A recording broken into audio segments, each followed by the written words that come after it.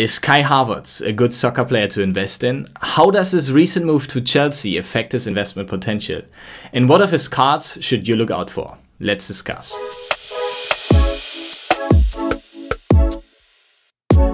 Hey guys, my name is Kilian. Super glad to have you here on the Soccer Card Investing YouTube channel. And this is my welcome to you for the first episode of the Soccer Card Investing Investment Potential Show. Today we're starting this show off with a German fellow of mine, Kai Havertz. Recently moved to Chelsea and dominated the newspapers now in the summer transfer window with his move from Leverkusen to Chelsea. And today we're talking about the investment potential of Kai Havertz. If he is a good soccer player to invest in which cards you should look out for. Since this is the first episode of the show, I want to just quickly introduce you to how this is going to be structured. I'm telling you about different criteria today, 10 criteria in total. We'll first start off with his recent club performance, his club recognition, his national team performance, his national team recognition, his consistency, and also his injury history. We're talking about his skills, transfer rumors, his brand value and off the pitch, his PSA pop, and his historic value. So I'm gonna be giving a grade from 0 to 10 to the players regarding those categories. And at the end, I'm going to come up with the IPS, the investment potential score, which is basically a summary of all the categories from 0 to 100. And the higher the score, obviously, the higher the investment potential of this specific soccer player is. Let's get started. So to start this off with the first category, his club performance, let's have a look on Kai Havertz's recent performances. And I would like to start this with his performances he had last year at Leverkusen, because at Leverkusen in the Bundesliga, his performances were outstanding, you could say. And I think what really stands out here is that as an attacking midfielder, he scores nearly in every second game and also gives a lot of assists. So he's an attacking midfielder, but so flexible in his positioning. You can see that as well here in the fixtures.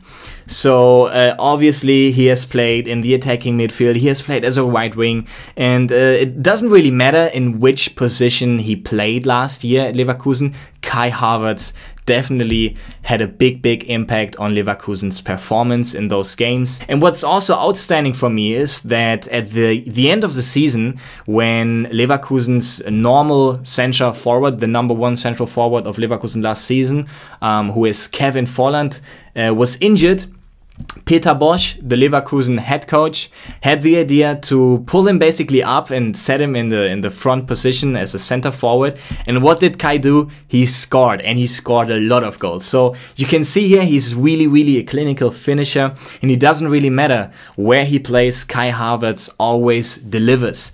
Now at Chelsea, we can see here in the season 2021, well, he had a good start, but not like an outstanding start, right? If you compare that, for example, to the 2018-19 season Kai Havertz had at Leverkusen, then you can see that in 34 matches in the Bundesliga, he literally scored 70 goals, which is obviously a crazy statistic, especially for an attacking midfielder. And he hasn't really proved that yet in Chelsea. I mean, it's still early in the season. I know that Frank Lampard, the Chelsea head coach, is someone who really puts a lot of trust on Kai. So I really think Kai is going to pay back soon. But for now, you can say, well, he has had a good start, but not just like that outstanding start. Of course, the expectations are really high. He just made the transfer for a record 81 million euros. There hasn't been any single player from Germany who has left the German Bundesliga for a fee that's higher than those 81 million euros. And I think it's a matter of time when Kai can really like prove his full potential. I think you already can see that, like he's really well integrated into the team already. But as I said, he didn't really have that top of a start and not really has proven that he can perform on that top high level at Chelsea as well, like he did at Leverkusen. He had that one game in the EFL Cup in England against Barnsley, and he scored 3 goals, I mean a hat-trick in 66 minutes, which is pretty crazy. But at the end, it's Barnsley, right? So he really has to prove now that against the big teams like Liverpool, Man United, Manchester City, Tottenham Hotspurs, he can really show that he can perform at his highest potential in the English Premier League as well. And he hasn't done that yet from my point of view. So for now, I would give him a 9 out of 10 for his recent club performance. Talking about the second category, his club recognition. I mean, he's now at Chelsea. Chelsea is a 2012 Champions League winner. I remember that night when they won against Bayern Munich in their own stadium in Munich. The Premier League, the English Premier League, is arguably the biggest league in the world. There are a lot of eyeballs now on him that can't really be compared to Germany, where I think the media attention is a bit lower compared to England. You have already the plus as well that Chelsea is qualified for the Champions League, so that's a huge factor, obviously. And Frank Lampard as a coach is really some coach that has some kind of glamour, because he was a successful professional soccer player as well. Only a few years ago. So that for me is definitely a 10 out of 10 for his club recognition. Talking about the third category, his national team performance. Well, you could say that Kai Havertz is now a regular starter in the German national team, but I would say he's not yet a key player. Like in total, you can see that he has had only 10 appearances so far. Of course, he's a very, very young player, and you don't have so many national games in a whole year. And I think even though he's not yet a key player, it's already clear that Germany puts a lot of hope in this guy. He's probably the player with the highest potential in the whole German national team squad. I think Jogi Löw, the German head coach, knows this very well and puts him in his best positions. And for example, to be compared against his national competition, which would be, for example, Marco Reus in his position as an attacking midfielder, I would say right now he's probably ranking above Marco Reus. And that's obviously, of course, as well, because Reus is quite injury prone and couldn't really play a lot of games recently. But yeah, in total, I think the German national team is still in kind of a transition phase and hasn't really found his key role yet and his key players yet. The Euro 2021, if it happens, God bless, will show his role in the team. So for now, I would give him an 8 out of 10 for the category national team performance. Fourth category is the national team recognition, and I think that's a pretty clear one as well. He's a German national player, and of course Germany is the world champion 2014. And even though I said that Germany is still in some kind of a transition phase, I think it's pretty clear that for next year, for the Euro 2021, Germany is one of the favorite nations to win the cup. So I think this is a pretty clear one as well.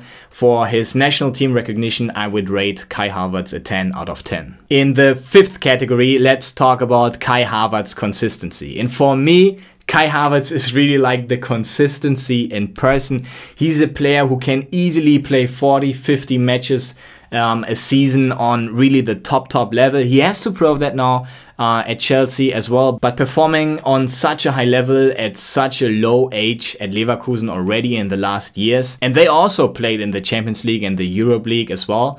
Not only the Bundesliga, he has proven that he's really some really consistent player. And looking at his injury history, for example, as well, you can see no real injuries in the last years, so he doesn't really have an injury history at all. So I would rate Kai Havertz 10 out of 10 for his consistency. Category 6, let's talk about Kai Havertz's skills and his style of play.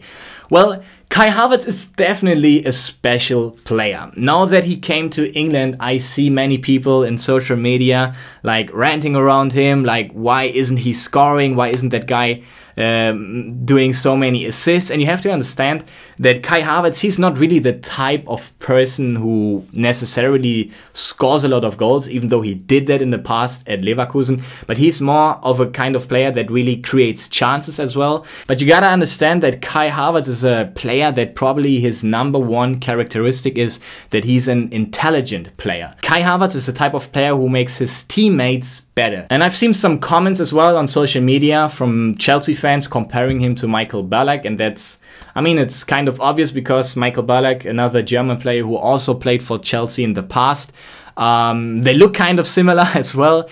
But to be honest, I think from his playing style, Kai is really different. Like Kai is really like a technically gifted player, and you see how flexible he is as well. When Peter Bosz at Leverkusen decided to put him up front in a central forward position, he delivered as well. So that really shows like how flexible he is. He already scored a lot of headers in that season when he played as a central forward for Leverkusen. And I think Kai is a player who has great value for the team, but he's not really like the guy who makes the big headlines, right? His style of play, even though he's a baller, his style of play is not that spectacular. Like, he doesn't really like the one-on-one, for example, like Jadon Sancho does. He's not really that strong in the one-on-one dribbling like it's Jadon Sancho. And also wouldn't really be the type of player who scores on the consistent basis, but like really scoring like Robert Lewandowski does, for example. So you can see he's a really gifted and special player, but maybe not that spectacular from a fan point of view. So that's why I would give Kai Havertz a 9 out of 10 for his skill set rating. Category number 7, we're talking about transfer rumors. So Kai just made the move, a huge one. He just had a huge transfer from Bayer Leverkusen, from the German Bundesliga to Chelsea London to the Premier League. And I mean, that really pushed his value in summer. So obviously there are no rumors right now at all. But Kai Havertz is a type of player, and at that age, he can really go to any club in the world. So last summer, for example, there was Real Madrid and Barcelona also interested in him. Not only Chelsea at the end had the luck to be able to sign him, but he could basically move on and change his career path to any other top class team in the world. So even though there are no rumors at all right now, due to the fact that both Real Madrid and Barcelona have been interested in him, and I guess that interest hasn't stopped, they still have it in their notebooks probably, I would rate him a 3 out of 10 in this category, because it's really possible that in the future he's making a move to even a bigger team than Chelsea is. Category 8, let's talk about his brand value, and especially his value off the pitch. So for me, Kai Havertz seems like a really super calm guy.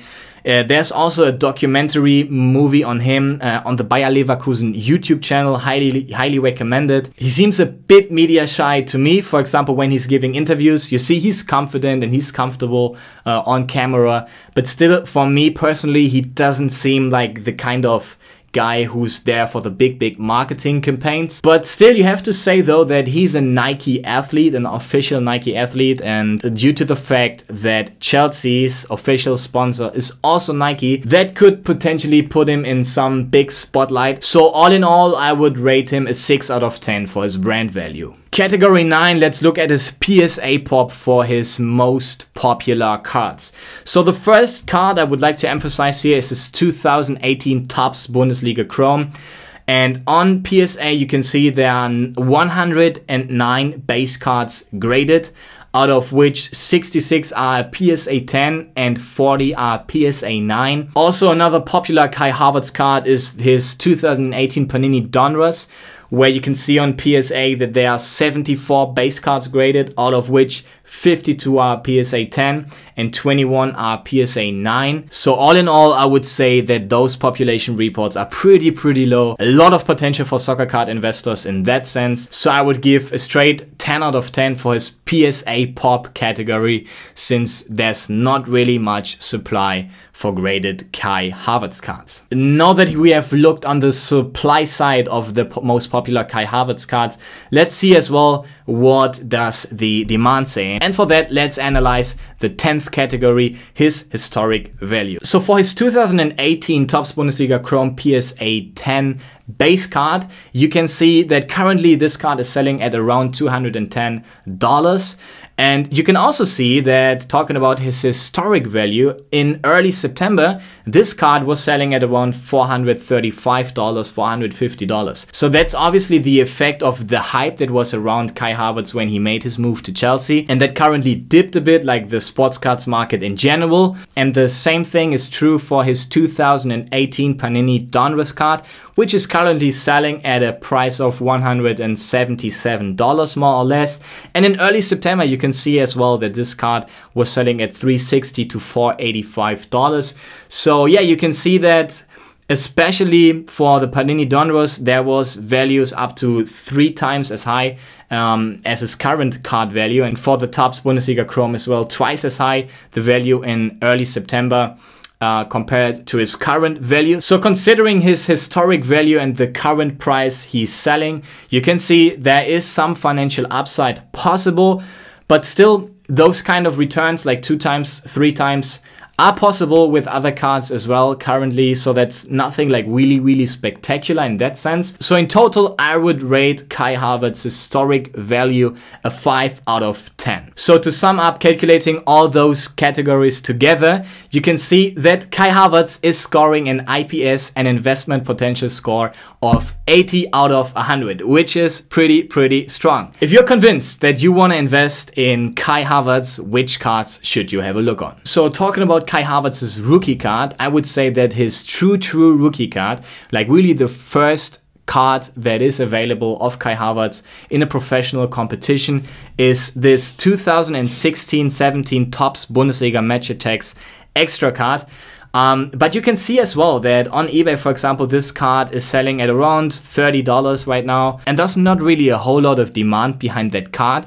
Also, you can see on the PSA Pop report, there's not a single Kai Havertz true rookie card graded. And on the other hand, there are the 2 cards I already mentioned, the 2018 Topps Bundesliga Chrome and the 2018 Panini Donruss, that really have already proven their demand, and I would say that those are the safer investments for you if you're looking for a Kai Havertz investment. Considering here as well that for the 2018 Panini Donruss, the optic version is selling at a higher price point due to the lower pop count. So now that we have analyzed Kai Havertz and he scored an IPS of 80, what do you think? Is Kai Havertz a soccer player you will invest in? Do you believe in the German for Chelsea's future and also for the future of the German national team? Will he probably win the Premier League this season? Will he win the Champions League with Chelsea maybe? How far is he going to reach in the Euro 2021 with the German national team? What do you think? Let me know down below in the comments, and I would also be very interested in knowing your opinion on the format of this show. Is this of value for you? Let me know what else would you like to see on this channel. How can I provide value for you as a soccer card investor or aspiring soccer card investor? And of course, you can also comment down below with a player you would like me to review next. Thank you so much for watching, and don't forget to subscribe to the channel if you want to make educated investment decisions on soccer cards. See you next time.